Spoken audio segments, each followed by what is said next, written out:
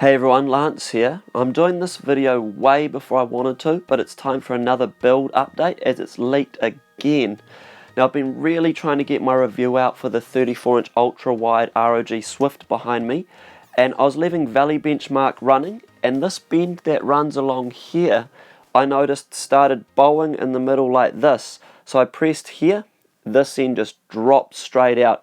I quickly ripped the power cable out of the back of the PC, and I managed to grab one of these microfiber cloths and stop any coolant really getting on anything. So I was very lucky there, but I thought I would take the time to make a couple of quick little changes. Now I've bought some new parts. I've bought some more tubing, of course, to replace this, as there is still a slight bow in that. I don't know if you can see that. Of course, some more pastel ice white coolant from Mayhem's, and I've also decided, instead of having this 90-degree bend here, I'm going to test it by using a 90-degree fitting. So I've got one from Bits Power here.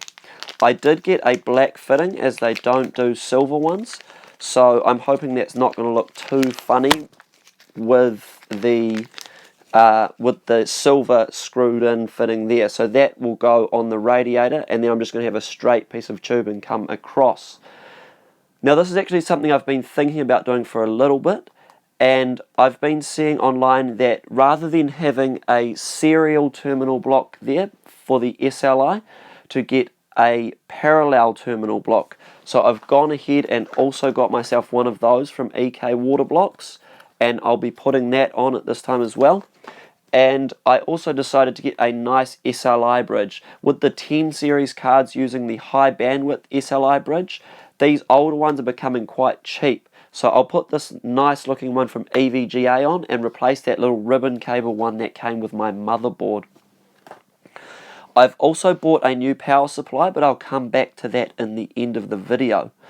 Now I have also been in contact with EK Water Blocks about getting a new block top, as anyone that watched my previous water cooling build will have known that I over tightened those Allen key screws and put slight cracks on that block top. So aesthetically it doesn't look too great, but also in the time I've been using the system, which is only about a month since that build, those cracks are starting to spread even more. So I think I want to get onto that sooner rather than later. This is the top radiator, and that's that fitting where the tubing fell out of. Now I've just plugged that up with some cotton wool. It is a little bit damp, so I'm going to be very careful, but I'm going to take this fitting out and I'm going to put this 90-degree fitting in there. Now I'm hoping that this is going to be far enough down. Now it doesn't appear to be. Okay, now this fitting isn't going to fit here. It's actually slightly too short, but I'm not too worried about that now. Now that I've got this all apart, I did a little bit of investigating, and I found out why I think this may have happened. I'll just put that back in there. Now if I put this bit of tubing up, and this is the old piece of tubing, by the way, if I put it in and make sure it's in that seal properly, there we go, we can see, for anyone that watched the last part of the build, it sits a lot closer to that fan. However, when I straighten that out, it's nowhere near fitting properly in this fitting on the other radiator. So now I know that this piece of tubing was too short. You can see it's flopping around on that end. So before, it must have been slightly out on each side, not quite seated properly. So I'm going to use that new tubing I bought to remake one of these pieces here. And then I'm going to put this all back together. I'm then going to drain some coolant out so I can change this terminal block from the serial to the parallel. And then I'm going to leave the system until I get that new block top. I'm just going to mix this with distilled water until I get that block top. It'll also let me monitor how that new tubing will behave and if it will sag in the middle or bow in the middle like this one has. It had actually been bowing for a while, but when it was in the system right before it leaked, it was almost down like that. So it was quite bad, but hopefully that won't happen again in future. This SLI bridge is nice and easy to change. We simply pull that old one off, and I've got the EVGA one here, so I'll open up the box, and then we just want to slide that on like so. Nice and easy. Now the EVGA logo lights up with a white LED when the system is on. You'll see that later. And even though it's EVGA, it's the only EVGA part I have in there, but it's put their logo on display. So you can probably see I've got a new piece of tubing in here. That is actually just the same piece of tubing with a couple of spaces here. Now what happened was the new tubing I picked up, being in a rush, I bought acrylic tubing and I didn't realize, and my PETG cutter, this one here from XSPC, ended up cracking the acrylic, and that's when I noticed that the packaging says acrylic and not PETG. So I'm ordering some new tubing and I'm going to be putting that in when I change this block top, but for now I'm just going to reuse that old tube. Now you may also see here, because that bits power fitting didn't work up here, I've used it to create a 90-degree bend out of the pump and then used the spare 90-degree EK fitting I had so I could have just a straight piece of tubing coming into the bottom of that reservoir and getting rid of that 90, sorry, not 90, it's not coming to my head, this little bend here, or this angled fitting here, 45-degree fitting. So instead I've got two 90s and just a straight piece of tube, which in my personal opinion I think looks a lot tidier. And I'm now going to go ahead and disconnect this, and I'm going to swap the serial block to my parallel block.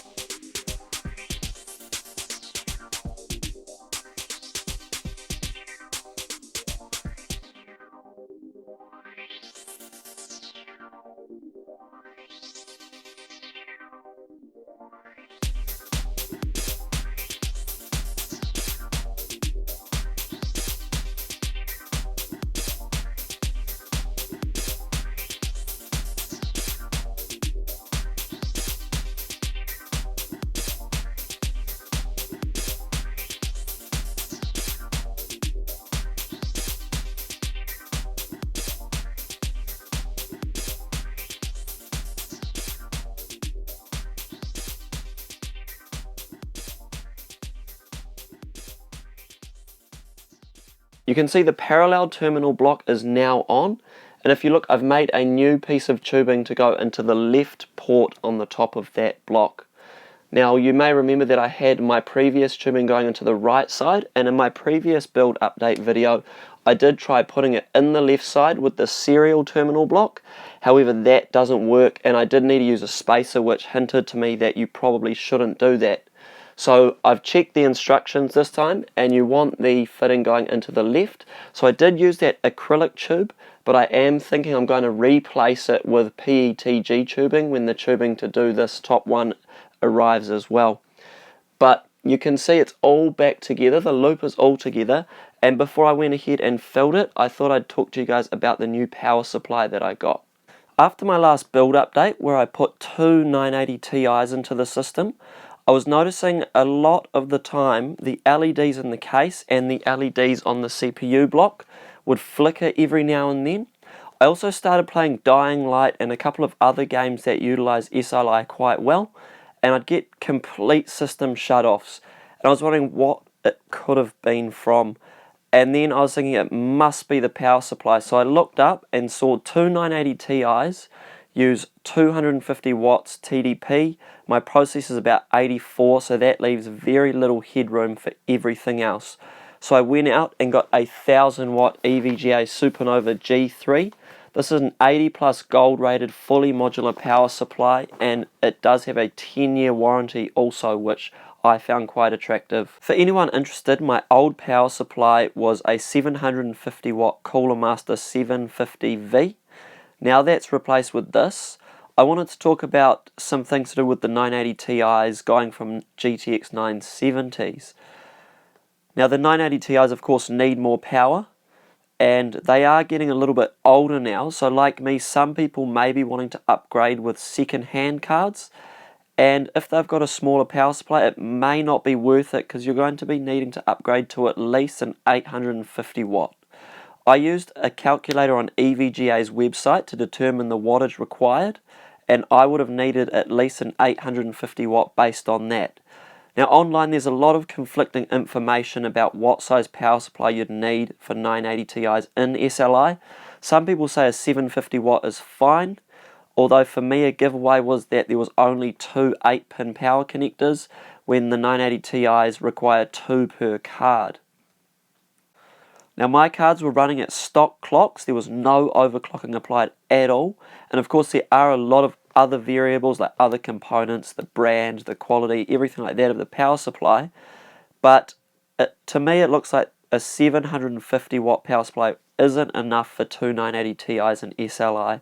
Now don't flame me, these are old cards and there's been dozens of videos covering this before, but based on my research when I was upgrading to those 2 cards, I was assured by what I found it would be fine, and then it turned out it wasn't, so I thought I'd cover this in my build vlog now as well. Now that that's out of the way, I want to go ahead and fill this loop, and we'll make sure that it's all running okay. When that new tubing arrives, I'm going to go ahead and redo that top tube, and probably redo that one there that I did with the acrylic tubing, because I'd rather have PETG tubing.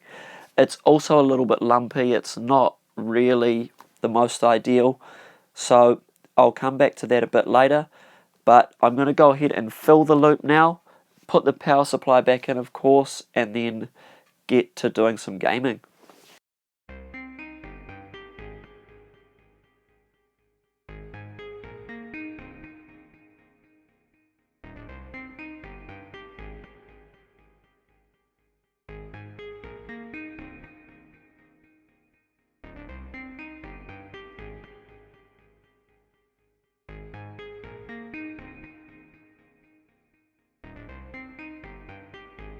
So there we are, the loop is filled, and there was enough white coolant still in the system for the coolant to still look white. It is a more off-white than before. It's almost clear, but it'll do for now as I'm going to drain the loop. I've got a new bottle of pastel ice white from Mayhem's to go back in there once it's all done. I'm really liking the look of that bend there, and I'm really liking having this as a straight piece of tube rather than a slight curve. It also sits in there a lot tighter. With all the leaks I'm having, the tighter the better, believe me. And I'm really happy with how it all looks.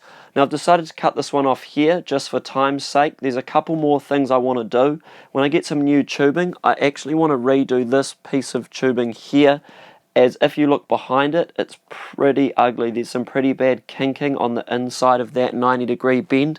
So I do want to redo that bend. And I also think I'm going to have a go at painting my memory as well from red to white, and I'm hoping that will come out quite nicely, but I wanted to cover that in a little bit of detail. So keep an eye out for another build log coming soon. Hopefully it won't be too long, it just depends on when all these bits arrive. But hey, thanks a lot for watching guys, I'll see you on the next one.